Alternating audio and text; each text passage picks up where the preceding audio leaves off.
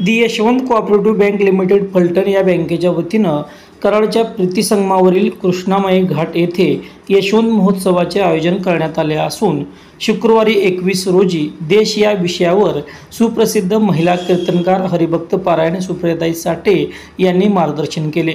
देशाप्रती आपण कायम अभिमान बाळगून देशरक्षणासाठी प्रत्येकाने योगदान दिले पाहिजे, तरच आपण स्वातंत्र्याचे दीप कायम ठेवू शकतो असे त्या म्हणाल्या।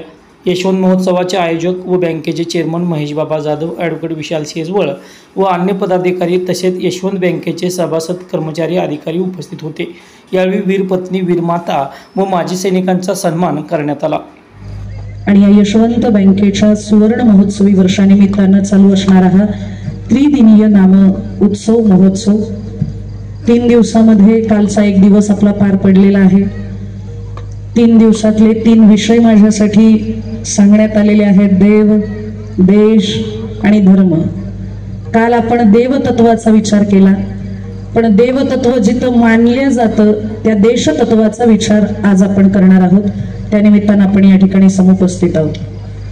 खरं तर माझ्या समोर जी बसलेली मंडळी आहेत,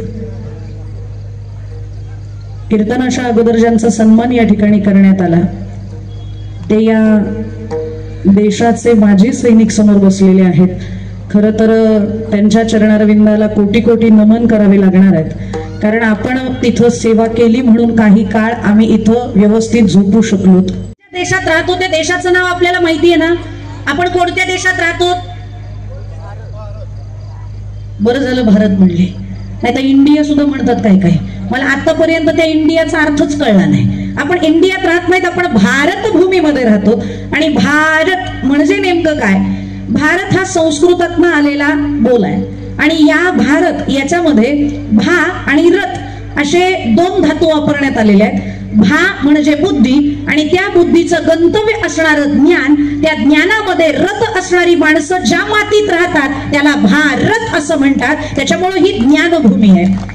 याच्यानंतर दुसरा विषय, आपण ज्या मातीत राहतोय, आपण ज्या भूमीमध्ये राहतोय त्या भूमीबद्दल आपल्याला किती माहिती आहे? अक्षवृत्त, रेखावृत्त ते पण MPSC वालेच माहिती करून घेतात, बाकीच्यांना ती माहिती नाही। बरं, याच्या पुढे जाऊन आपण कोणत्या द्वीपात राहतो हेही आपल्याला माहित नाही, कोणत्या खंडात राहतो। आशिया हा खंड इंग्रजांनी सांगितलाय, पण आपण ज्या वैदिक परंपरेमध्ये राहतो त्या परंपरेनं नेमकं कोणत्या आपल्या खंडाला नाव दिलेलं आहे याचा आतापर्यंत आपण अभ्यासच केला नाही। विष्णू पुराण म्हणून आपल्याकडे एक पुराण आहे, त्या विष्णू पुराणामध्ये 7 द्वीप सांगितलेले आहेत। 7 द्वीप, ते 7 द्वीप कोणकोणते आहेत मला जेवढे माहिती आहेत तेवढे तुम्हाला सांगते।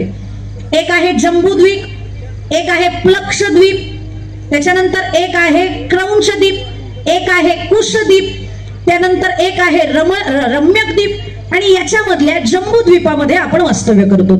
या जम्बूद्वीपामध्ये पुन्हा 9 खंड येतात। त्या 9 खंडामध्ये इलावृत्त आहे, त्या 9 खंडामध्ये भद्राश्व आहे, त्या 9 खंडामध्ये किमपुरुष आहे, त्या 9 खंडामध्ये हरी आहे, भारत आहे, रम्यक आहे, हिरण्यमय आहे, कुरु आहे। या 9 खंडामध्ये आपण कोणत्या खंडात राहतो? तर आपण भारत या खंडामध्ये राहतो। आणि या भारताला भारत का म्हणतात? म्हणजे इथलीच माणसं ज्ञानामध्ये रत आहेत का?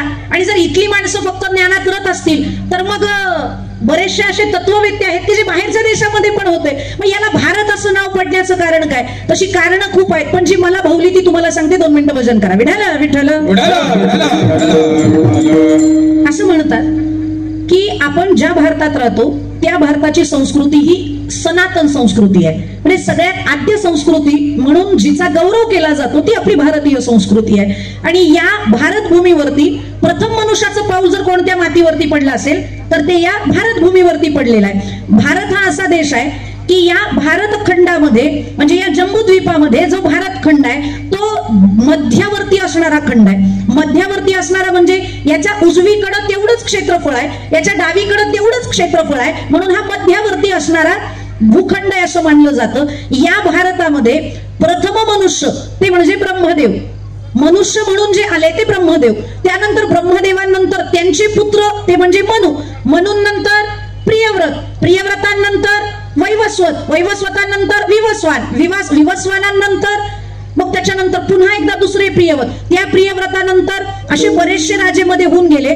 त्याच्यामध्ये अग्निंद्र असं एक नाव आहे, त्याच्यानंतर ऋषभदेव असं नाव आहे, त्याच्यानंतर नाभी असं नाव आहे, आणि नाभीनंतर पुन्हा एक ऋषभदेव, आणि त्या ऋषभदेवांच्या पोटी जन्माला आलेले भरत, आणि त्या भरत राजांच्या नावावरनं आपल्या देशाला नाव पडलेलं आहे भारत.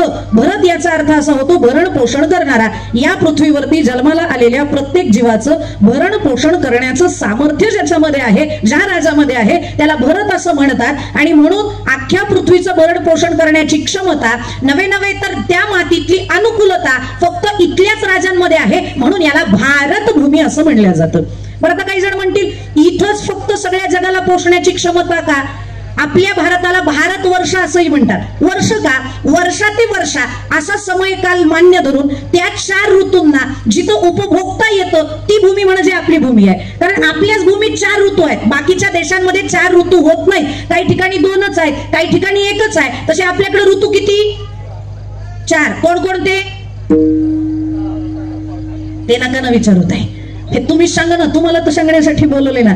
वर्षाच्या आतमध्ये आपण जे 3 ऋतू मान्य करतो, उन्हाळा, पावसाळा, हिवाळा, पण शास्त्रांमध्ये, वेदांमध्ये पावसाळ्याच्या अगोदर म्हणजे मान्सून येण्याच्या अगोदर पूर्व मान्सून असा एक ऋतू मानला जातो. आणि असे 4 ऋतू ज्या मातीमध्ये होतात ती माती म्हणजे भारताची माती आहे. आणि अन्नाला, धान्याला वाढण्यासाठी पोषक वातावरण जे निर्माण केलं गेलेलं आहे भगवंताकडनं, ते वातावरण फक्त भारतात तयार केलं गेलेलं आहे. म्हणून असं शास्त्रांमध्ये वर्णन येतं, म्हणजे गरुड पुराणानंतर जे येणारं वामन पुराण आहे त्याच्यामध्ये असं वर्णन आलेलं आहे की या भूमीला अशी क्षमता आहे, अशी ताकद देण्यात आलेली आहे की ज्या वेळेला संबंध विश्वातलं वातावरण बिघडेल, भविष्यामध्ये बिघडणार आहे, सध्या आपल्याला त्याची चाहूल लागलेली आहे ग्लोबल वॉर्मिंगची, ज्या वेळेला सगळ्या देशांच्या वातावरणाची बिघाड परिस्थिती निर्माण होईल त्यावेळेला एकमेव आपला भारत देश असा असेल की हा त्या बिघाडावरती नियंत्रण आणू शकतो. कारण इथलं वातावरण, इथली माणसं यज्ञ कर्म करून, इथली माणसं परमार्थ करून त्याच्यावरती कंट्रोल करू शकतात. त्याच्यामुळं इथली माणसं योग्य पद्धतीचं धान्य उत्पादन करू शकतात. म्हणून अख्ख्या विश्वाला भविष्यामध्ये पोषणारा देश म्हणून या भारत देशाचं नाव वामन पुराणामध्ये सांगण्यात आलेलं आहे. आणि त्या भारतात आपण राहतोय म्हणून आपण स्वतःला भाग्यवान समजलं पाहिजे. भरतखंडी नरदेह प्राप्ती हे तो परम भाग्याची संपत्ती, तुका म्हणे होता ठेवा तो या भावा सापडला. आणि म्हणून या भारत भूमीमध्ये आपण जन्माला आलेलो आहोत. आपण काहीतरी पुण्य केलेलं आहे. कारण पवित्र ते कुळ, पावन तो देश, जेते हरीचे दास जन्म घेती. एकतर ही भूमी शुरांची आहे, एकतर ही भूमी वीरांची आहे, ही भूमी संतांची आहे. ज्ञानोबरायांना एका साधकानं प्रश्न केला, ज्ञानोबराया तुमचं घर कुठं आहे? आता ज्ञानोबराया हे वैश्विक संत आहेत की हो, कारण ज्ञानोबरायांच्याच भाषेत ऐका, ज्ञानोबरायांचं घर किती मोठं आहे. हे विश्वाची माझे घर, ऐसी मती जयाची स्थिर, किंबहुना चराचर आपणची जाहला. ज्ञानोबरायांनी सांगून टाकलं हे विश्वच माझं घर आहे. मग एका व्यक्तीने त्यांना प्रश्न विचारला, जर विश्व तुमचं घर आहे तर तुम्ही भारतात का जन्माला आले? अमेरिकेत जन्माला येऊ शकत होतात, तुम्ही इंग्लंडला जाऊ शकत होतात, कुठेही जाऊ शकत होतात, भारतातच का आले? ज्ञानोबरायांनी सांगितलं इथल्या माणसांवरती अतिव प्रेम आहे म्हणून इथं आलो. ज्ञानोबरायांनी सगळ्या विश्वाला घर मानलेलं आहे, पण माझ्या बुद्धीनं ज्ञानोबराय इथं का आले त्याचं कारण सांगते ऐका. ज्ञानोबरायांचं विश्व जरी घर असेल तरी जसं घराला कप्पे असतात तसे ज्ञानोबरायांनी सुद्धा या विश्वाचे कप्पे केलेले आहेत. ज्ञानोबरायांच्या विश्वरूपी घराचा हॉल म्हणजे अमेरिका आहे. ज्ञानोबरायांच्या विश्वरूपी घरातील इलेक्ट्रॉनिक वस्तू म्हणजे जपान आहे.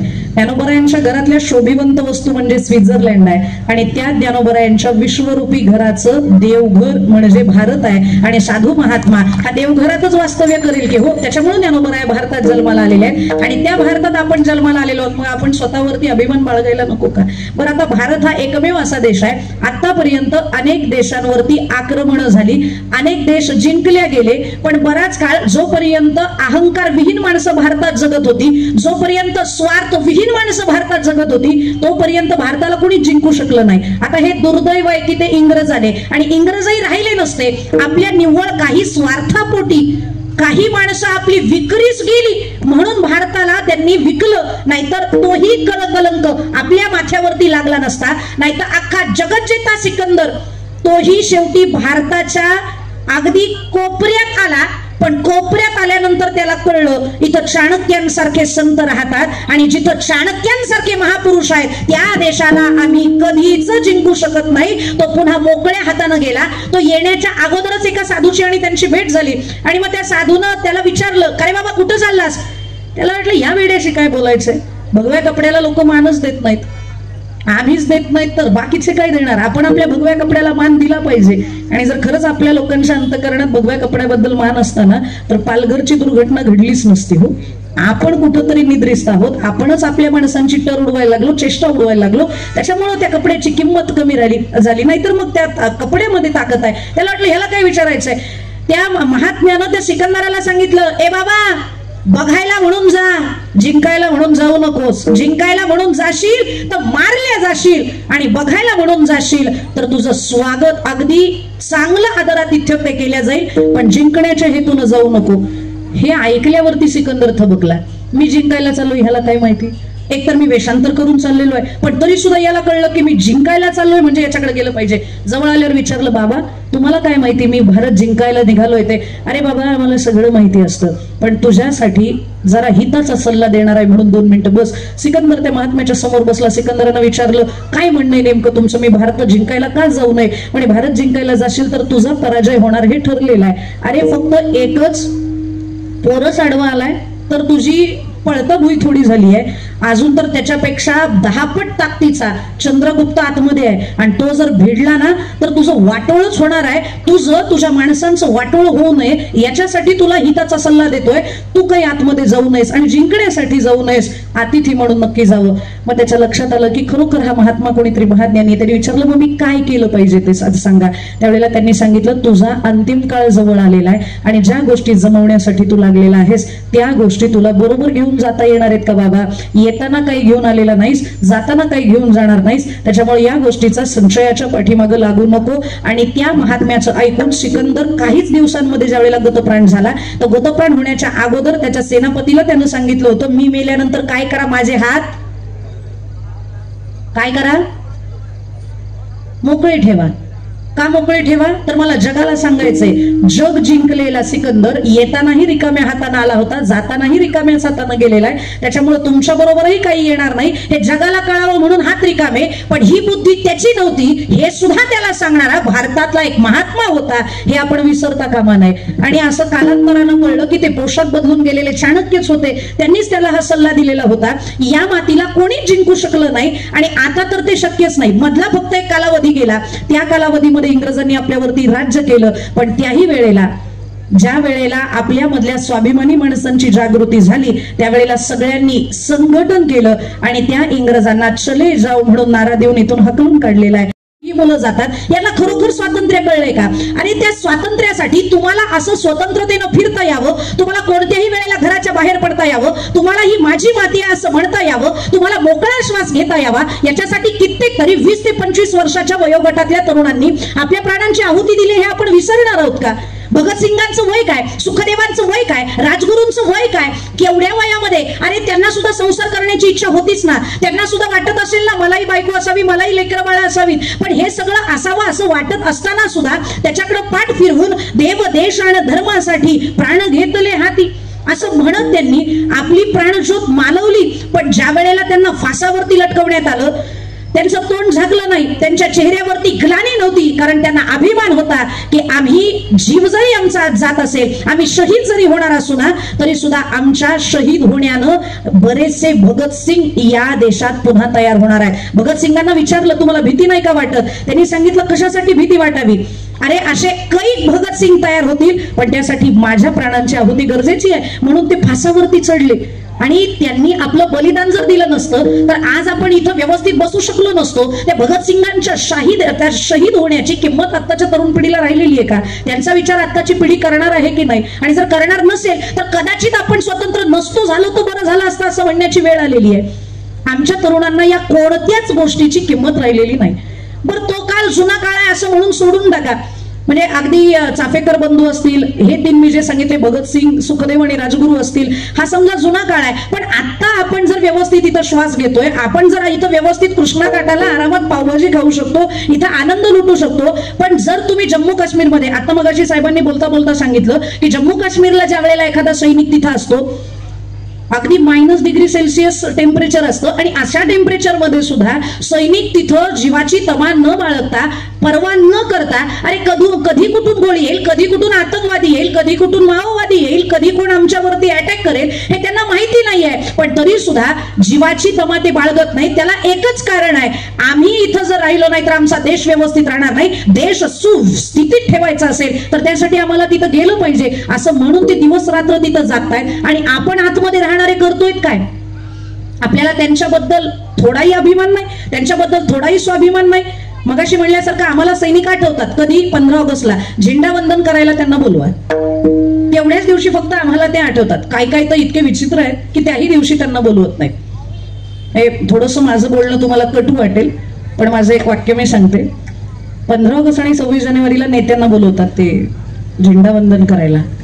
काही ठिकाणी बोलवतात, नेत्यांना बोलवतात, नाही बोलवावं, नाही बोलवावं. आणि जर बोलवायचं असेल तर वर्षभर त्यांच्या सीए बरोबर राहावं. जर यदा कदाचित काही चुकीचं वाटलं नाही तर बोलवावं, नाहीतर मग प्रत्येक 26 जानेवारी आणि 15 ऑगस्ट हा स्वातंत्र्य सेनानींच्याच हस्ते झाला पाहिजे, कारण हा त्यांचा प्रथम अधिकार आहे. त्यांनी तेवढा त्याग केलेला आहे. एक दिवस जर नवरा लवकर घरी आला नाही ना, एक दिवस जर नवरा लवकर घरी आला नाही तर नवरा घरी आल्यानंतरचा तासभर तरी बायको प्रश्नांची सरबत्ती करते. कुठं गेला होता, कशासाठी गेला होता, काय काम होतं. पण आयुष्यातले काहीच तास पत्नी बरोबर घालवून आपलं सबंध आयुष्य त्या देशाच्या सीमेवरती घालवणारे असतात, हे सैनिक असतात. आणि त्या सैनिकांचा आपण विचार करू नये का? ज्या वेळेला या 2 ताईंचे मी सत्कार करत होते, माझे हात थरथर कापत होते. आणि थरथर कापण्याचं कारण आहे, त्यांचं वय बघितलं ना की आपोआप डोळ्यामध्ये पाणी यावं आणि हात कापावेतच अशी अवस्था होती. त्यांचं हे वय आहे का की या वयामध्ये आम्ही शहीदांची पत्नी आहोत असं त्यांनी म्हणावं? या वयामध्ये एकटीनं आयुष्य काढणं सोपं आहे का? पण त्या काढतात नवे तर आजही त्या अभिमानानं जगतात. का? कारण आमचे पती जर गेले असतील ना तर ते तुमच्यासाठी गेलेले, माझ्या या भारत देशासाठी गेलेले. पत्नी बोलायच्या अगोदर त्याची आई बोलायला लागली आणि त्या आईनं सांगितलं, मला अजूनही माझा मुलगा माझ्या बरोबर आहे असं वाटतं. कारण ज्या वेळेला त्याला घरी आणण्यात आलं ना, त्यावेळेला त्याच्या अंगावरती भारत देशाचा झेंडा लपेटलेला होता.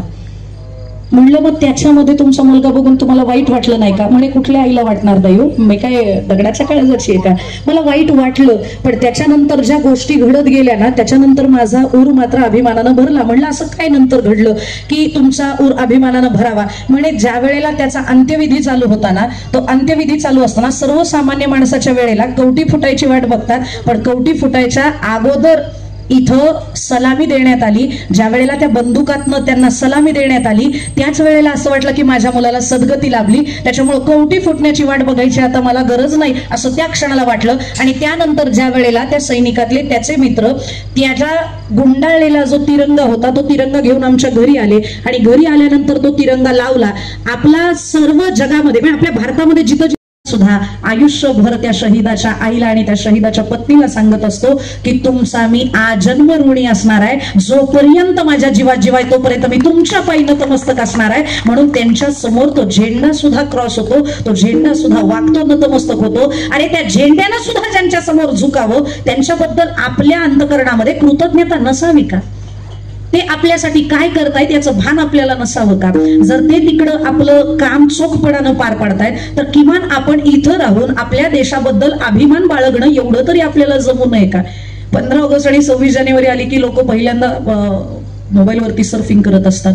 कुठं जाणं योग्य पडेल?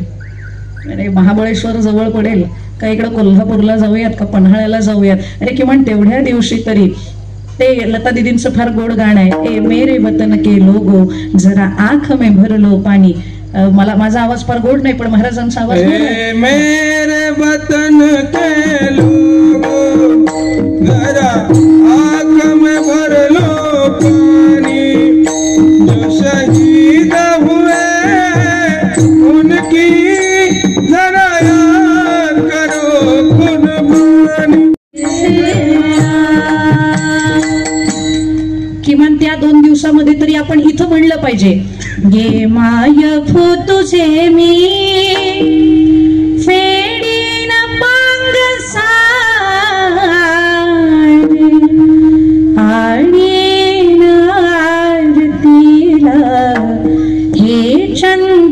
सूर्यतान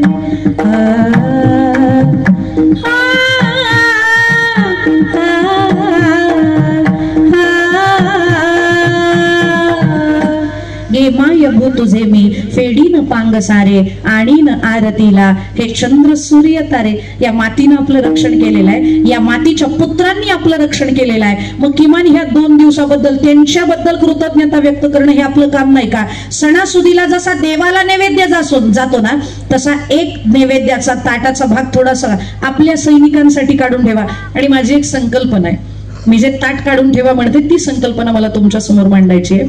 सैनिकांना कमी काही नसतं. पूर्वीचा काळ थोडासा अवघड होता, त्यावेळेला कमी पडायचं, पण आता सध्या तशी परिस्थिती नाहीये, कारण काळ बदललाय, सरकार बदललेलं आहे, त्याच्यामुळं बऱ्यापैकी वातावरण पोषक आहे सैन्याला. आजही पंतप्रधान कोणताही सण असेल तो सैनिकांबरोबर साजरा करतात. त्यांच्या हौतात्म्याबद्दल त्यांच्या अंतकरणामध्ये आदर आहे हे आपण बघतो, पण त्यांचीच फक्त जबाबदारी नाही, आपली पण जबाबदारी. मग आपण काय करू शकतो, काय असं करू शकतो की जेणेकरून त्यांच्याही घरातला सण आनंदाने साजरा होईल. येणारा जो सण असेल पुढचा, त्या सणाच्या दिवशी आपल्या घरी तर आपण तो सण साजरा करतो, पण त्या सणाला जर आपण त्या जे सध्या घरी नाहीत किंवा जे शहीद झालेले आहेत अशांच्या घरी जाऊन जर आपण सण साजरा केला तर त्यांचा आनंद द्विगुणित होणार नाही का? फक्त त्यांचा सन्मान करण्यापुरतं त्यांना मर्यादित न ठेवता इथून पुढे आम्ही तुमच्या कायम सुखातही बरोबर असू आणि दुःखातही बरोबर असणार आहोत असं म्हणून कधी त्यांच्या घरी जावं, कधी त्यांना आपल्या घरी बोलवावं आणि त्यांच्या मुलांची जबाबदारी एक पालक या नात्यानं आपण घ्यायला काही हरकत आहे का?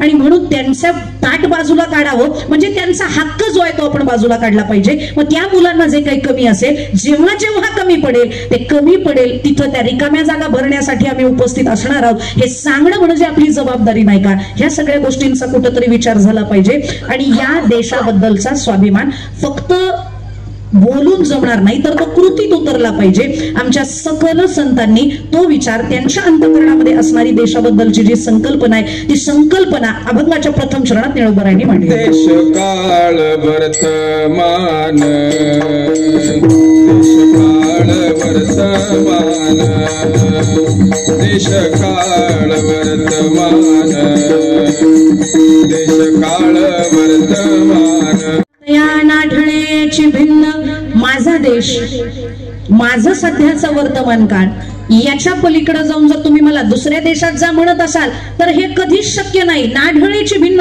या देशा व्यतिरिक्त दुसरीकडे जायला जर तुम्ही आम्हाला सांगत असाल तर आम्ही जाणार नाही, कारण ही पुण्यवंतांची भूमी आहे, ही थोरा मोठ्यांची भूमी आहे, ही महापुरुषांची भूमी आहे. आणि या मातीमध्ये माझा इतिहास आहे, या मातीमध्ये माझ्या आठवणी आहेत, त्या सोडून मी दुसरीकडे जाणार नाही. म्हणून तो या नाढळेची भिन्न हा संतांचा आपल्या मातीबद्दलचा स्वाभिमान आहे. आपण सैनिकांचाही विचार केला, आपण स्वातंत्र्य सेनानींचा पण विचार केला, पण याच्या पुढे जाऊन आपल्याला देश ही संकल्पना मांडत असताना आपल्या राजांचा सुद्धा विचार केला पाहिजे. या देशासाठी हा देश एकसंध व्हावा. खरं तर देश भारत केवढा मोठा, ह्या खुणा ज्यांनी आपल्याला घालून दिलेल्या आहेत ना, त्या खुणा घालून देणारे आपले छत्रपती शिवराजे होते हे आपण विसरता कामा नये. आणि जर त्यांच्या हिशोबानं जर आपण देश बघायला गेलो तर पाकिस्तान सुद्धा कोणाचा आहे? त्यांचा नाही, आपला आहे. कारण अटक येतं कुठं? अटके पार झेंडा तक्षशिला कुठं आहे? पाकिस्तानात आहे. आणि भारतामध्ये अगदी सर्वात पुरातन सर्वात प्राचीन विश्वविद्यालय तक्षशिलेमध्ये होतं आणि ती तक्षशिला हा भारताचा भाग होती.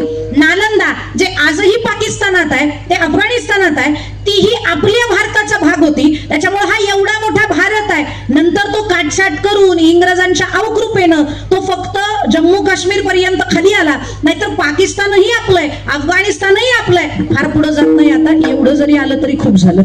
पण हे सगळे जे काही भाग मी सांगितलेले आहेत हे आपले आहेत. छत्रपतींनी तिथं राज्य केलेलं आहे, पण हे आपल्याला माहितीच नाही. अजून आपण भांडत बसलोय पीओके साठी.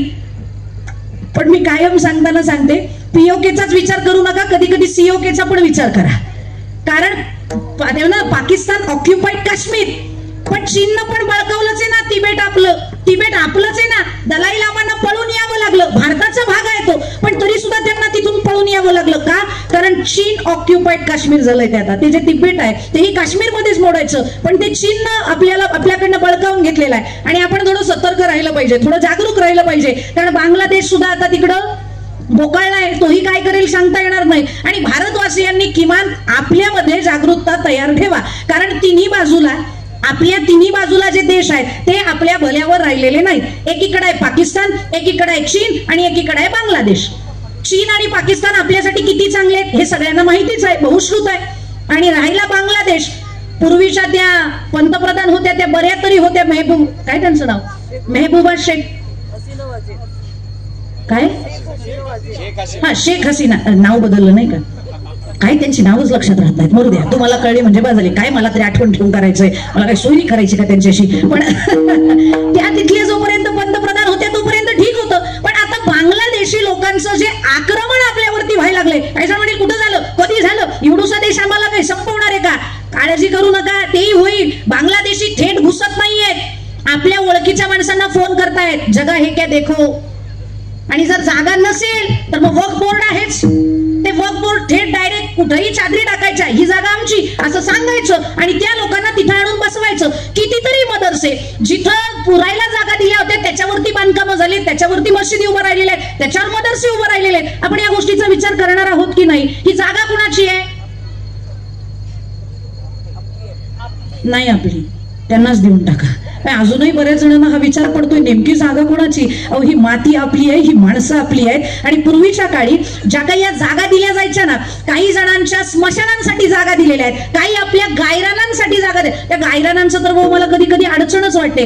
गायरान म्हणजे गाईला चरण्यासाठी दिलेलं रान, त्याला काय म्हणतात, गायरान. पण आता ज्यांना जमिनीच नाही त्यांनी त्याच्यामध्ये घरं बांधली तर काही अडचण नाही, पण काहींना स्मशानच नव्हतं, बाबा आम्ही पुरायचं कुठं. मग काही बहिणी मानलेल्या होत्या, घे बाई तुम्हाला नाही जागा, तर साडी चोळीसाठी म्हणून दिलेली जागा ती आज वक्फ बोर्डाची जागा आहे. हे योग्य आहे का? याच्यासाठी आपण जागरूक राहणं गरजेचं नाही का? एखाद्या ठिकाणी जर हिरवं चिरगुट पडलेलंच असेल तर तो ब्लाऊज पीस म्हणून घरी ओढून आणणं आपलं काम नाही का? अहो कशालाही कामी येईल.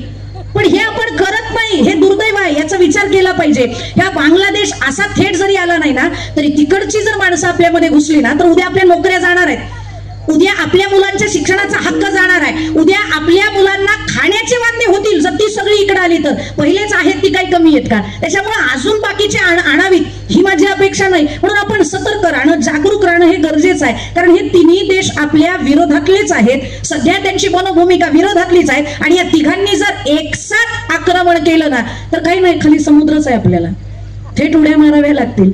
आणि मग तिथून कुठंतरी आपल्याला पळावं लागेल, कुठंतरी आम्हाला शिष्यस्ते हम शादी मामतोम प्रपन्नम असं म्हणावं लागणार आहे. आम्ही शरणागत आहोत, आपले दास आहोत, आम्हाला सांभाळा असं म्हणावं लागणार आहे. ही म्हणायची वेळ येऊ नये म्हणून आपण ज्या स्वराज्यात राहतोय, जे स्वराज्य छत्रपतींनी आपल्याला बहाल केलेलं आहे, त्या स्वराज्याच्या किमान खाणाखुणा हे आमचं होतं असं तरी म्हणा. एकाला मी विचारलं, वक्फ बोर्डाचं काम करणारा एक सभासद होता, मी त्याला विचारलं, का रे बाबा ही जागा वक्फ बोर्डाची आहे, तुला सांगितलं कोणी? त्यानं सांगितलं, निजाम काळातल्या नोंदी बघा ना. अरे म्हणलं, निजामच आमचा नाही ना, तोच चालून आलेला आहे, तोच बाहेरचा आहे, तर त्यानं केलेली नोंद ही त्याची असणार आहे ना. जर नोंदच बघायची आहे तर ती शिवकालीन नोंद बघणार, आणि शिवकालीन नोंदीप्रमाणे पाकिस्तान सुद्धा. मग कुठं वक्फ बोर्डाला जागा देता? फक्त सरकारकडे आता तेवढी विनंती करा की त्या जागा आमच्या आहेत आणि त्या आमच्या आम्हाला परत मिळू द्या. ते बोट ठेवतील ती जागा आमची असं जमणार नाही. सातारा जिल्ह्यातच एक शिवमंदिर कुठंतरी होतं, माझ्या मते त्याला नोटीस गेली होती. शिवमंदिराला नोटीस जाईल नवल नाही, ज्या पांडुरंगाला मी महाराष्ट्राचा आराध्य दैवत मानतो त्या पांडुरंगाला सुद्धा एकानं सांगितलं होतं वक्फ बोर्डाच्या जागेत मंदिर आहे, मंदिर पाडा. म्हणलं येतं खरं तू? ज्या काठ्या आम्ही ध्वज म्हणून आदरानं सांभाळत होत ना, त्याच काठ्या उलट्या वारकऱ्यांच्या व्हायला वेळ लागणार नाही. पण घाबरला तो, आला नाही, हे त्याचं नशीब, वाचला तो. पण या देशाबद्दल आपण सतर्क असणं, जागरूक असणं हे गरजेचं आहे. कारण हा जो जमिनीचा तुकडा आपण म्हणतोय ना, याला छत्रपतींनी स्वराज्य म्हणून सांभाळलेला आहे. आणि या स्वराज्यात राहणारी आपण माणसं आहोत. आपल्याला आपल्या राज्याबद्दल अभिमान नसावा, आपल्याला आपल्या राजाबद्दल अभिमान नसावा. राजांनी काय कमी त्रास सहन केला हो. आताच्या गडकोटांवरती आपण सहज जाऊ शकतो ना, रस्ते थेट टोकापर्यंत केलेले आहेत सरकारने, म्हणून आपल्याला गड चढता येतात. पण छत्रपतींच्या काळात रस्ते होते, छत्रपतींच्या काळात वाहनं होती, पण अशाही परिस्थितीमध्ये घोड्यांवरचा प्रवास करून, अरे त्या माणसानं निम्म्याच्या वर आयुष्य फक्त घोड्यावरती प्रवास करण्यासाठी घालवलाय. आणि हा प्रवास केला कुणासाठी? संभाजी राजांना राजा बनवायचं होतं म्हणून नाही, तर इथून पुढे पुढं माझ्या लेकी बाळींना आश्रय मिळाला पाहिजे, माझ्या लेकी बाळींवरती होणारे अन्याय अत्याचार थांबले पाहिजेत, आणि ही जी सगळी माणसं आहेत ती माझी आहेत, त्यांना त्यांचं राज्य आहे हे पूर्व परंपरेनं ऋषी मुनींच्या यज्ञाचं त्यांच्या साधनेचं हे ठिकाण आहे, त्याच्यामुळे हे ठिकाण माझं असलं पाहिजे म्हणून त्यांनी प्रयत्न केलेला आहे. आणि आपण एवढ्या सहजरित्या ते घालवावं, सहज लीलया घालवावं हे योग्य नाही, याचा विचार कुठंतरी होणं गरजेचं आहे. धडाक्यात साजरी करतो, आत्ताच झाली म्हणजे 19 फेब्रुवारीला आपण साजरी केली. इथं जरी मी आता म्हणलं ना आज ते कदम आज ते कदम आज ते कदम, गणपती गणपती गजाश्वपती भूपती जलपती प्रौढ प्रताप पुरंदर राजनीती धुरंधर क्षत्रिय कुलावतंस राजाधिराज महाराज श्री श्री श्री श्रीमंत छत्रपती शिवाजी महाराज की. इथपर्यंतच मर्यादित राहावा का आपला आदर? त्यांनी जे केलंय ते आपण करायला नको? वडील जे जे करीती तया नाम धर्म ठेविती, आणि मग ते आपल्याला आचरायला सांगितलेलं आहे. मग छत्रपतींनी जो इतिहास आपल्यासाठी निर्माण करून ठेवलेला आहे, आपण त्यांच्या पाऊल थोडा ओळखून जोखून त्या मार्गाने जाणं आपलं कर्तव्य नाही का? आपण गेलं नाही पाहिजे का? छत्रपतींचा फक्त गजर करायचा नाही, छत्रपतींचे म्हणतात ना शिवरायांचे 8वे रूप आणि शिवरायांचा वाक्य बदला, 8वा प्रताप नाही, आता आचरावा प्रताप असं करावं लागणार आहे. नुसतं रूप आठवायचं आणि प्रताप आठवायचा नाही, तर त्या मार्गाने आपण मार्गक्रमण पण केलं पाहिजे. छत्रपतींबद्दल आदर आपल्या अंतःकरणात असलं पाहिजे. बरं, छत्रपतींनी फक्त एकट्यानं त्याग केलेला नाही, जिजाऊ आईसाहेबांपासून ही परंपरा चालत आलेली आहे. जिजाबाईंना दिवस गेले आणि दिवस गेल्यानंतर त्या शहाजीराजांपाशी गेल्या, आनंदाची बातमी सांगितली, सगळ्या त्यांच्या मुलखामध्ये त्यांच्या परगण्यामध्ये पेढे वाटण्यात आल्या, सगळीकडे आनंदोत्सव साजरा करण्यात आला. आता मला मूल होणार आहे, मूल होणार आहे, आनंदी आनंद आहे. पण त्या वेळेला छत्रपती पोटात असताना जिजाऊंना सगळ्यात मोठा डोहाळा लागला, मला इथं राहायचं नाही. शहाजीराजांकडे गेल्या, सांगतायत दिवस गेलेत पण मला डोहाळे लागलेत, मला इथं राहायचं नाही, मला मोकळ्या वातावरणात जायचंय, माझ्या माणसांमध्ये जायचंय, माझी भाषा जिथं बोलली जाते मला तिथं जायचंय. मग त्यांनी विचारलं तिथं जाऊन काय करायचंय, काय तिथं जाऊन काय डोहाळे तुझे पूर्ण करणार आहेस तू? त्यांनी सांगितलं मला घोडेस्वारी करायची आहे, मला तलवारबाजी करायची आहे, मला मावळे एकत्र करायचे, मला स्वराज्य निर्माण करायचंय, हे माझे डोहाळे. हे डोहाळे आपले असतात कधी? आमचे डोहाळे म्हणजे मातीच खायची, ढेकळच खायचे, पेन्सिलीच खायचे, चोरून खडूच खायचे, हे आमचे डोहाळे आहेत आत्ताच्या मातांचे. पण माझ्या जिजाऊ साहेबांचा डोहाळा होता, मला घोडेस्वारी करायची आहे, मला तलवारबाजी करायची आहे, मला दांडपट्टा शिकायचा आहे, मला स्वराज्याचं स्वप्न बघितलेलं पूर्ण करायचंय, आणि त्यासाठी मला स्वराज्य उभं करायचंय, मला स्वराज्य उभं करण्यासाठी मावळे गोळा करायचे, त्यासाठी मला जाऊ द्या. शहाजीराजांनी सांगितलं निजामाला गादीवरती जे बसवलं होतं ना ते एवढ्यासाठी बसवलं होतं की नाव त्याचं पण राज्य मात्र स्वराज्य. पण ते माझ्याच्याने पूर्ण झालं नाही, तुमच्या एकटीच्यानं पूर्ण होईल. त्यावेळेला त्यांनी सांगितलं माझ्या पोटात उदरात वाढणारा हा जो जीव आहे ना तो मी जीवच तयार करते स्वराज्यासाठी, आणि मला त्याला घडवायचंय, म्हणून मला इथून जाऊ द्या. शहाजीराजांनी सांगितलं तू जे शिक्षण देशील त्याच्यापेक्षा अधिक पटीनं चांगलं शिक्षण मी त्याला इथं देऊ शकतो. विचार कर, इथून एकदा गेली की परत माघारी येता येणार नाही, अंतर जवळचं नाही, तुला जायचंय पुण्याला, पुणे परगणा तू निवडलाय का? कारण तो ज्ञानोबांचा परगणा आहे, तो तुकोबांचा परगणा आहे, तो रामदास स्वामींनी कार्यकर्त्यांसाठी आपल्या भक्तांसाठी निवडलेला परगणा आहे. तू पश्चिम महाराष्ट्र प्रांतात चालली आहेस पण परत येणं शक्य होणार नाही, जायचंय का? पुन्हा एकदा विचार कर. त्यावेळेला जिजाऊ साहेबांनी सांगितलं मला जायचंय आणि हा माझा अंतिम निर्णय आहे. मग त्यांनी एक शेवटचा प्रश्न विचारला, ठीक आहे शेवटी स्त्री घट्ट पुरवावा लागतो आणि हा तर तुझा डोहाळा आहे, बाळ पोटात असताना तू मागितलेल्या मागण्या मी पूर्ण करणार आहे, पण मला एक प्रश्न विचारायचा होता तुला. अशा वेळेला नवरा जवळ असावा आणि त्याने आपली काळजी घ्यावी असं प्रत्येक स्त्रीला वाटत असतं, पण तू मात्र माझ्यापासून लांब जाण्याचा विचार करते, त्याचं कारण काय? त्यावेळेला आऊसाहेबांनी दिलेलं उत्तर आहे, आंब्याचं भलं मोठं झाड असतं ना, त्या आंब्याला लागलेला पाड एखादा तो त्याच झाडाखाली पडतो, तो आंबा वरचा त्याचा आवरणाचा भाग गळून गेला की ती कोय तिथंच जमिनीत रुजते, त्या जमिनीत ती फुटते, वाढते. एकदा का ते वाढलं की बऱ्यापैकी त्याची उंची होते, पण एकदा का ते काही उंचीपर्यंत गेलं की ते कोमे जायला लागतं, ते मरून जातं, ते नेस्तनाबूत होतं. कारण मोठ्या झाडाखाली छोटं झाड कधीच मोठं होत नाही. तसं तुमच्या छत्रछायेखाली माझं बाळ कधीच मोठं होणार नाही. त्याला जर मला तुमच्यापेक्षा मोठं बघायचंय ना तर मला हे झाड तिथून उपटावं लागेल आणि दुसरीकडे कुठंतरी रुजवावं लागेल, त्याला संघर्ष करू द्यावा लागेल, त्याला फक्त पावसाचं पाणी मिळू द्यावं लागेल, त्याला सगळ्या सुबत्ता न देता काही गोष्टी त्याच्यापासून काढून घ्याव्या लागतील, त्याला संघर्ष करायला शिकवावं लागेल. त्यावेळेला ते रुजेल फुलेल फुलेल वाढेल. त्याच्यामुळं मला माझा मुलगा तुमच्या छत्रछायेखाली न ठेवता मला त्याला मावळखोऱ्यात न्यायचा आहे, त्याला तिथं संघर्ष करू द्यायचा आहे, त्याला तिथं स्वतःच्या ताकदीवरती वाढू द्यायचं आहे. म्हणून मला इथून जायचंय. इतक्या वाईट परिस्थितीमध्ये सुद्धा मुघलांचं आक्रमण कधी होईल, कधी आदिलशाह येईल का कधी निजामशाह येईल ही भीती असताना सुद्धा मला इथं राहण्याची इच्छा आहे असं म्हणून आपल्या नवऱ्याचा त्याग करणाऱ्या जिजाऊ आऊसाहेब होत्या. तो त्यांचा त्यागच कामी आला आणि म्हणून छत्रपती महाराष्ट्राला लाभले. जर त्यांनी तो त्याग केला नसता तर छत्रपतींनी तरी काय केलं असतं? कुठल्या तरी आदिलशाही निजामशाहीची चाकरी स्वीकारली असती, हुजरेगिरी केली असती. फार तर फार वडिलांकडे एक परगडा होता, त्यांना 2 परगडे मिळाले असते. पण स्वराज्याचं स्वप्न कधी बघता आलं नसतं. स्वराज्याचं स्वप्न साकार करण्यासाठी छत्रपतींच्या अगोदर सगळ्यात मोठा त्याग करावा लागला तो जिजाऊ आईसाहेबांना करावा लागलेला आहे. आणि त्यांच्या त्या त्यागामुळे आज आपण स्वराज्य बघतोय. म्हणून आपण इथं 3 दिवसाचा कीर्तन महोत्सव करतोय. आणि जर यदा कदाचित छत्रपती नसते, अगर छत्रपती शिवबा न होते तो सुन्नत सबकी होती. इथं सगळ्यांना आपल्याला नमाज पडावा लागला असता, इथं आपल्याला कीर्तन करता आलं नसतं. आणि त्या छत्रपतींच्या मातेनं छत्रपतींनी एवढा त्याग केलेला आहे, त्यांनी आपल्यासाठी स्वराज्य निर्माण केलेला आहे. आणि या स्वराज्यामध्ये आपण जन्माला येऊन या देशाबद्दल, या स्वराज्याबद्दल आपल्याला स्वाभिमान नसावं? या स्वराज्यातल्या मावळ्यांनी काय केलं पाहिजे, कसं वागलं पाहिजे? तर छत्रपतींचा जो विचार आहे तो आपण अंगीकृत केला पाहिजे, त्या मार्गाने गेलं पाहिजे. पण असं होताना दिसत नाही. खरं तर आत्ताच्या पिढीच्या डोक्यातच हा विचार येत नाही. आणि त्यांच्या डोक्यामध्ये हे विचार आम्ही घुसवतो तर आमच्या कीर्तनालाच येत नाही. आमच्या कीर्तनाला अबोव 60 60च्या नंतरच कीर्तन ऐकायची. 60च्या अगोदर कीर्तनाला जायचं नाही ही म्हणणारी तरुण पिढी आहे. त्यांना आम्ही कसं सांगणार, अरे बाबा छत्रपतींनी काय काय त्याग केलेला आहे, कितीतरी गनिमी काव्यामध्ये कमवलेलं कितीतरी वेळेला गमवावं लागलेलं आहे. आणि खरंच छत्रपतींचा इतिहास ज्या तरुणानं वाचलेला आहे, खरोखरच छत्रपतींचे विचार ज्याला कळलेले आहेत ना, आताच्या मुलांमध्ये बाकीचं तो सोडा, बाकीच्या जगाचा विचार करायचा, आपल्या लोकांचा विचार करायचा, समाजाचा विचार करायचा, गावाचा विचार करायचा, जिल्ह्याचा विचार करायचा, तालुक्याचा विचार करायचा, त्यांना सपोर्ट करायचा. हात विचार येत नाही, यांना सपोर्ट देता देता आई बापाला नाकी नऊ यायला लागलेत. पूर्वी छत्रपतींच्या काळामध्ये डिप्रेशन हा रोग नव्हता. आता जवळपास 90% घरात डिप्रेशन हा आजार आहे. आणि तोही कुणाला आहे? म्हाताऱ्यांना नाही, मग तरुणांना आहे. अरे कसलं डिप्रेशन, कसलं ओव्हर थिंकिंग करताय? कशामुळे तुमच्या डोक्यामध्ये हे विचार येतात? त्याला कारण आपणच मुलांना घेऊन दिलेलं आहे. आपली मुलं देशसेवक होत नाहीत, आपली मुलं राष्ट्रसेवक होत नाहीत, तर आपली मुलं मातृपितृसेवकही होत नाहीत. त्याला कारण आपण त्यांना जे खेळणं घेऊन दिलंय ते खेळणं. कोणतं खेळणं? मोबाईल. 24 तास मुलं त्या मोबाईलमध्ये असतात.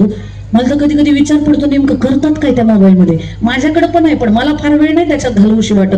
पोरं करत काय असतील? काही कीर्तनाला बसतात तरी चालत असतात. बोरिंग कीर्तन, नाहीला जास्त बसलोय, पप्पा मम्मी चल म्हणली म्हणून आलेलो आहे, नाही तर कीर्तनाला आलो ना. हे इथं बसून चॅटिंग चालू असतं. किंवा इथं तरी मोबाईल. त्या मोबाईलची गंमत सांगते. आमच्या पुण्यामध्ये IT इंजिनियर कामावरनं घरी निघाला, कॅबमध्ये बसला. त्या मोबाईलमुळे किती वेळी झाली आहेत मला हे सांगायचंय. तो कॅबमध्ये बसला आणि ज्या सोसायटीमध्ये पाचशे उतरायचं होतं तिथं उतरला. पण नेमका ज्या ठिकाणी त्याला ज्या माळ्यावर उतरायचं होतं त्या माळ्यावरती न उतरता भलत्याच माळ्यावर उतरला आणि स्वतःच्या फ्लॅटमध्ये घुसायच्या ऐवजी दुसऱ्याच्याच फ्लॅटमध्ये घुसला.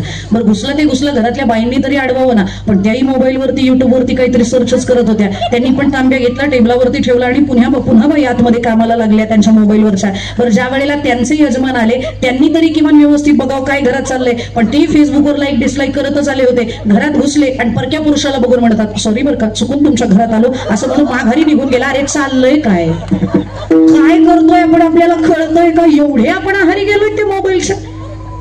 माझं म्हणणं आहे मोबाईल जितका चांगला आहे तिथं तो वापरूच नाही असं नाही. मोबाईल कामी येतो, बुवा लोकांच्या तर फार येतो. अभंग पाठात नसला की आपला मोबाईल मध्ये बघता येतो.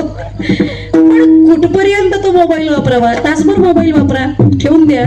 आणि किमान आठवड्यातनं 1 दिवस तरी असं ठेवा की त्या दिवशी मोबाईलला हात लावणार 2-3च नाही म्हणतात, बाकीच्या म्हणतात तुम्ही बोला आम्ही विचार करू. We will think about that. आम्ही त्याच्यावर विचार करू, पण आता सांगू शकत नाही.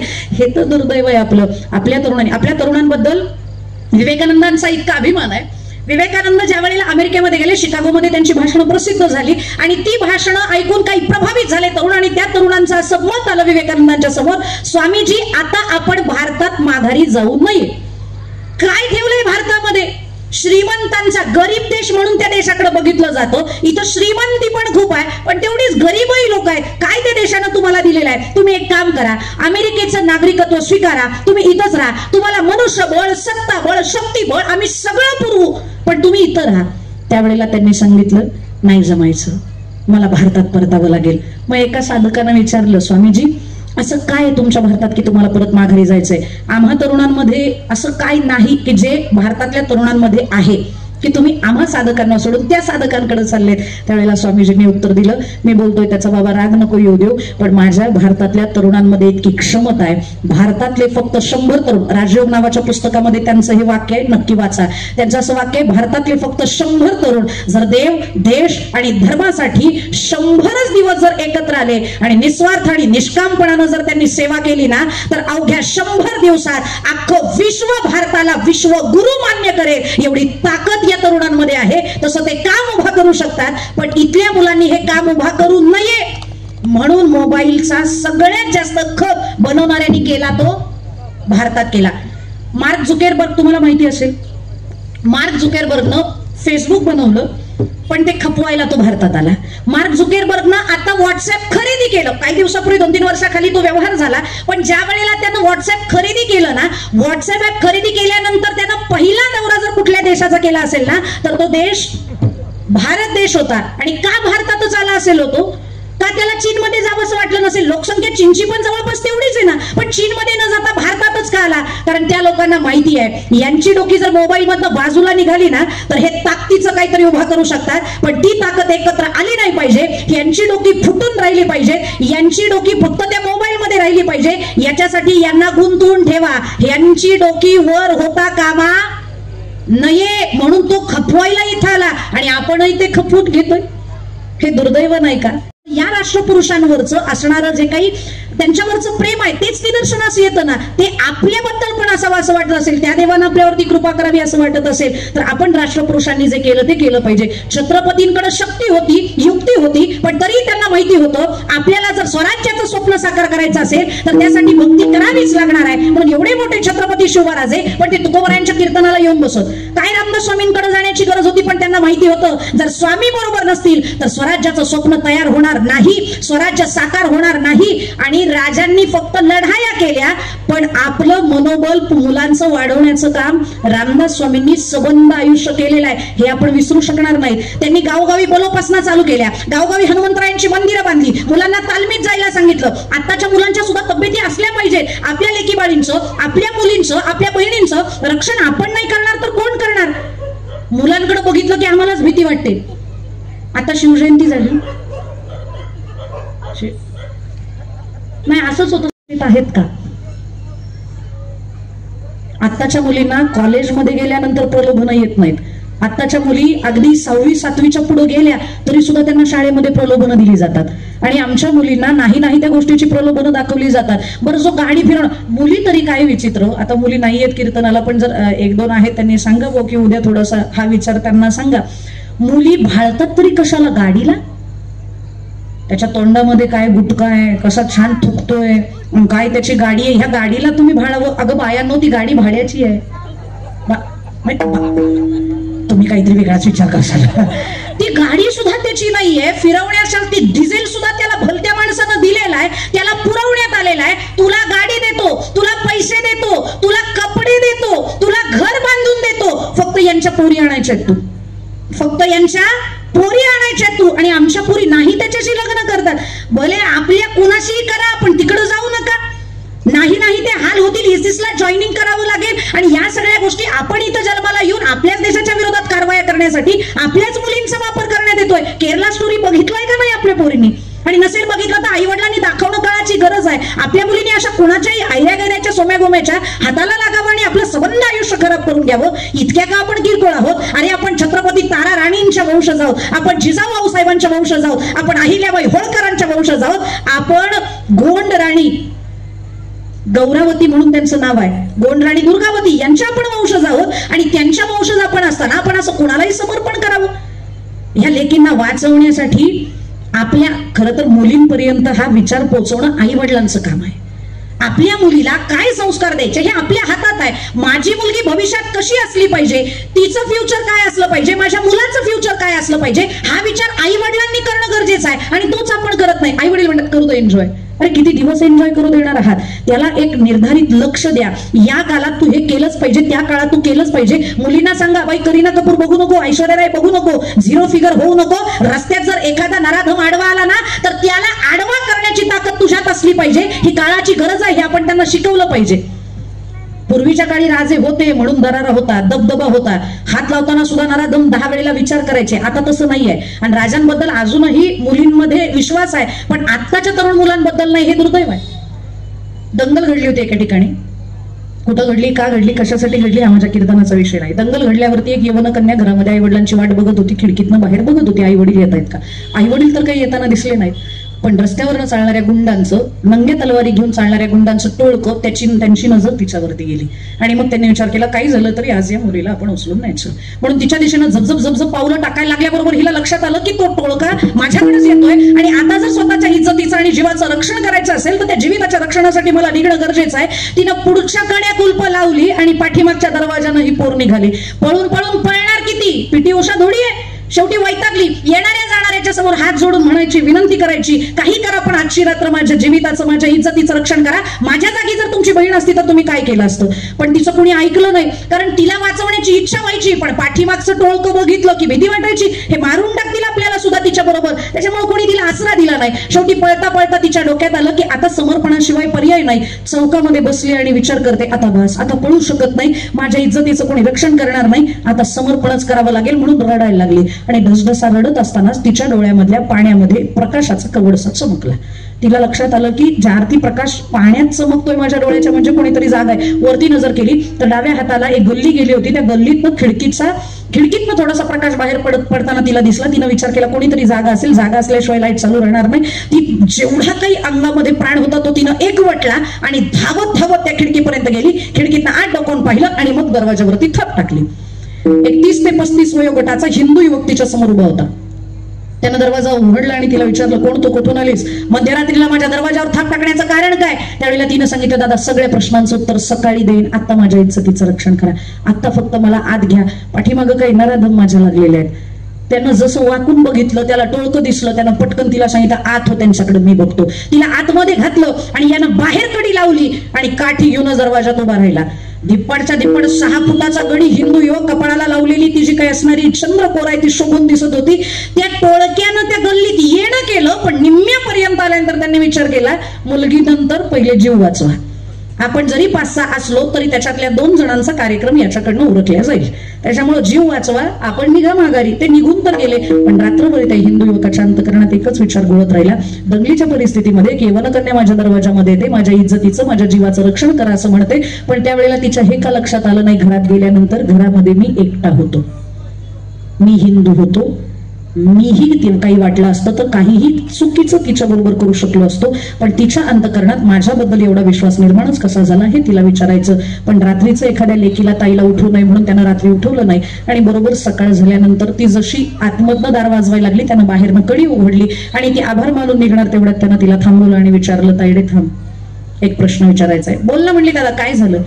दंगलीच्या परिस्थितीत रात्रीला माझ्या घरी आलीस, आतमध्ये गेल्यानंतर माझ्या इज्जतीचं रक्षण करा म्हणलीस, पण आत गेल्यावर तुला का हे कळलं नाही, घरात मी एकटा होतो, मीही तरुण होतो, माझी बुद्धी फिरली असती तर मीही तुझ्या बरोबर काही भलत असेल तर करू शकलो असतो, पण तुझा माझ्यावरती कसं काही विश्वास बसला ते सांग. ती म्हणली, सांगते दादा, मला वाटलंच होतं की तुझ्या मनामध्ये हा प्रश्न निर्माण होईल. ऐक, रस्त्यावर न येता जाता प्रत्येक जो काही माणूस भेटेल त्याला हात जोडून विनंती करत होते, माझ्या इज्जतीचं रक्षण करा. कोणी ऐकलं नाही. शेवटी पळता थकले, तुझ्या गल्लीच्या चौकात येऊन बसले आणि समर्पणाची भूमिका सुद्धा तयार केली होती. पण माझ्या डोळ्यातल्या पाण्यात तुझ्या घराचा प्रकाश चमकला आणि कोणीतरी जागा या भावनेनं मी तुझ्या घराकडे निघाले. जेवढा काही माझ्यात जीव होता, जेवढी ताकद होती, ती प्राणपणानं मी एकत्र करून तुझ्या घरापर्यंत आले, तुझ्या खिडकीपर्यंत आले. खिडकी उघडी होती म्हणून खिडकीतनं आत डोकावून पाहिलं आणि आत डोकावून पाहिलं तर मला दिसलं काय, भिंतीवरती छत्रपती शिवाजी महाराजांची प्रतिमा होती. आणि मला हा विश्वास आहे, ज्या घरात छत्रपती शिवाजी महाराजांची प्रतिमा आहे त्या घरात कोणत्याही लेकीवाळीवरती अन्याय आणि अत्याचार होणार नाही,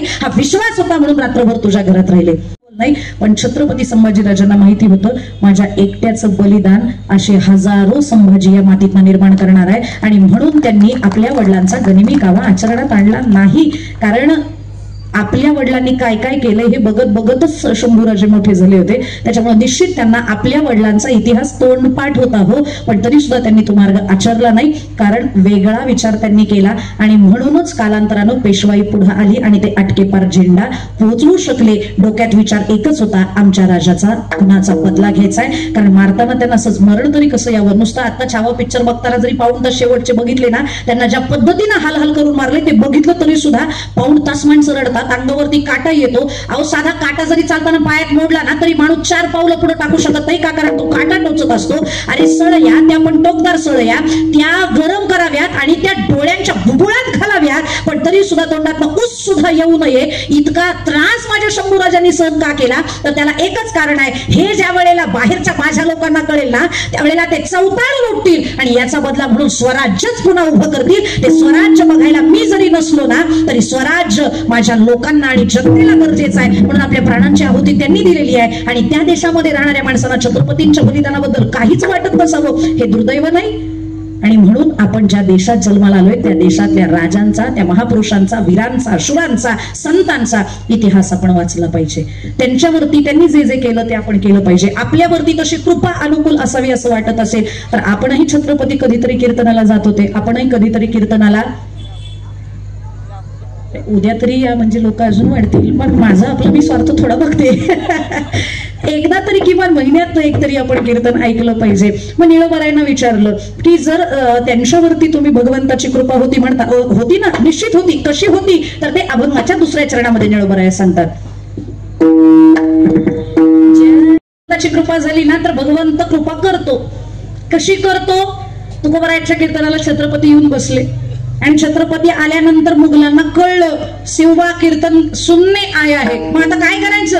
आता तो जर कीर्तनाला आलाय तर तिथंच पकडता येईल. मंदिराची दारं मोजकी आहेत, पूर्वद्वार, पश्चिम द्वार, उत्तर दक्षिण द्वारच नाही त्या मंदिराला. मग आज शिवबा को छोडेंगे नाही. म्हणून वेढा पडला. वेढा पडल्यावर तुकोबारायांना काळजी, माझ्या कीर्तनात काही झालं तर कुठाणं नको. मग काय? पांडुरंगा माय बापा धाव बाबा धाव पावरे गोविंदा, हाती घेऊन या गदा, करी माझ्या कर्माचा चेंदा, सच्चिदानंदा श्रीहरी. धाव पाव पंढरीनाथा तुझे गुण गाता, तो धावून ये देवाता. दर्शन दे मजला विठ्ठला, दर्शन दे मजला पांडुरंगा, दर्शन दे मजला. आता तू धावला पाहिजे. आणि खरंच पांडुरंग परमात्मा धावत आले आणि धावत येऊन केलं काय?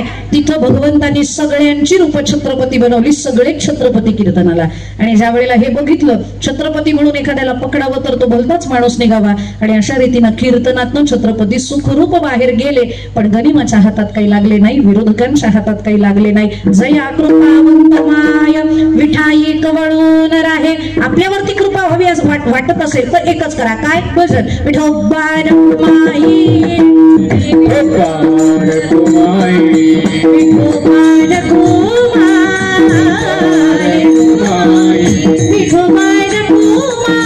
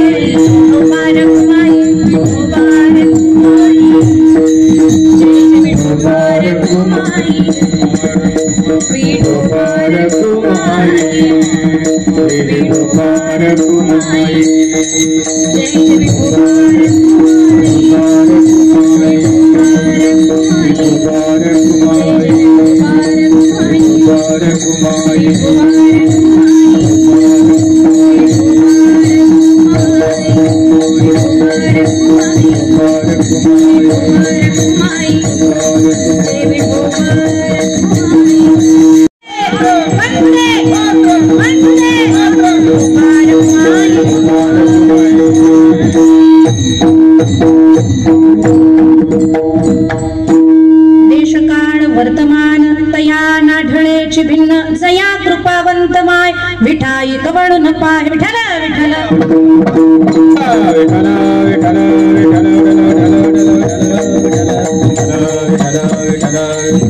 देशाचा विचार करत असताना आपुले पारिखे नोळखी इच्छा तेथे असे, म्हणजे तो आपल्या इच्छेचा विचार करत नाही, आपला आणि परक काही मानत नाही, आणि म्हणून निळोबाराया म्हणतात अशा देश काळ वर्तमान या गोष्टींचा म्हणजे भविष्यातला वर्तमान, भविष्यातल्या माझ्या पुढच्या पिढीचा वर्तमान याचा विचार करून ज्यांनी आपलं आयुष्य फक्त समाजोपयोगी कारणांसाठी घालवलेलं आहे त्यांच्या चरणी नतमस्तक आपण झालं पाहिजे. आणि म्हणून जे नतमस्तक होतात भगवंत त्यांच्यावरती कृपा करतो, आणि निळोबारायांचा सुमत आहे. म्हणूनच आशांच्या जवळ राहणं, आशांची ओळख करून घेणं केव्हाही हिताचं, जी मी करून घेतलेली आहे. अभंगाचं शेवटचं चरण.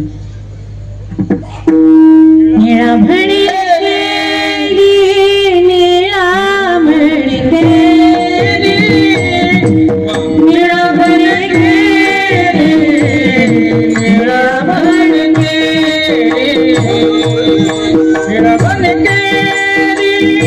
ह्याच लोकांची ओळख जे जवळचे आहेत, जे माझ्या ठाईचे आहेत, अशा लोकांची मी ओळख करून घेतलेली आहे. ओळख करून घेतली म्हणजे कशानं ओळख करून घेतली, कशी ओळख झाली?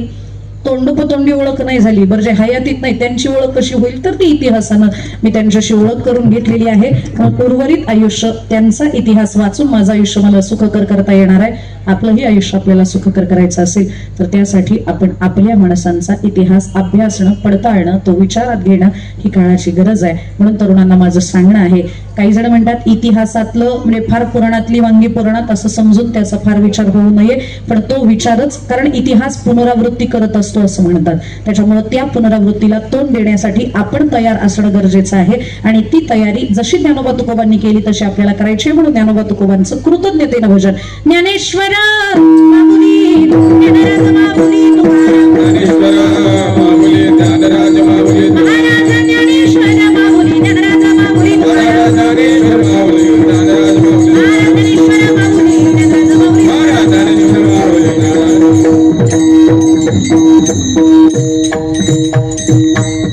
तुम्ही करत असलेलं कार्य सुरुवातीला थोडं थोडं वाचा.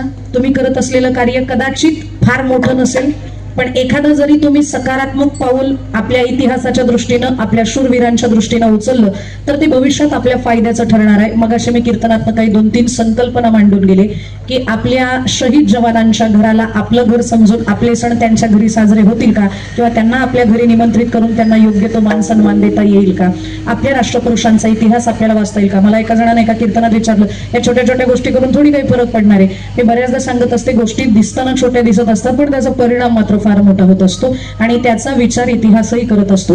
एके ठिकाणी आग लागली होती. आग लागल्यानंतर जो तो ज्याच्या त्याच्या परीने पाणी घेऊन यायचा, कोण हंडा आणायचा, कोण कळशी आणायचा, कोण घागर आणायचा, कोण टीप आणायचा, आणि आपापल्या पद्धतीनं पाणी टाकून आग विझवण्याचा प्रयत्न करत होता.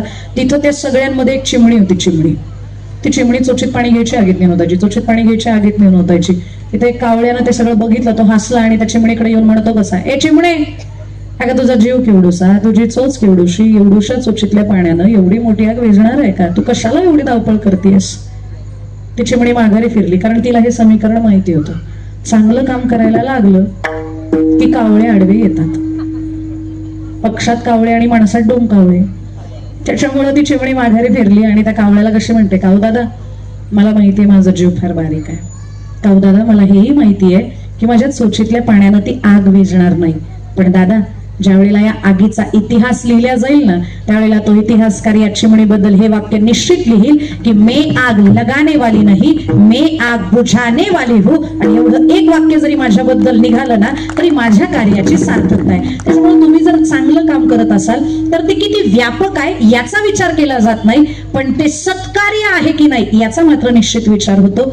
आज इथं 5 जणांचे सत्कार झाले, पण त्या 5 जणांचे सत्कार इथून पुढच्या 5,000 बळ देणारे असणार आहेत. आणि बऱ्याच जणांच्या अंतकरणात हे विचार येणार आहेत की यशवंत बँकेनं केला, मग आम्हीही आमच्या कार्यक्रमामध्ये स्वातंत्र्य सेनानींना स्थान दिलं पाहिजे, त्याच्यामुळे हा उपक्रम बँकेचा स्तुत्य आहे.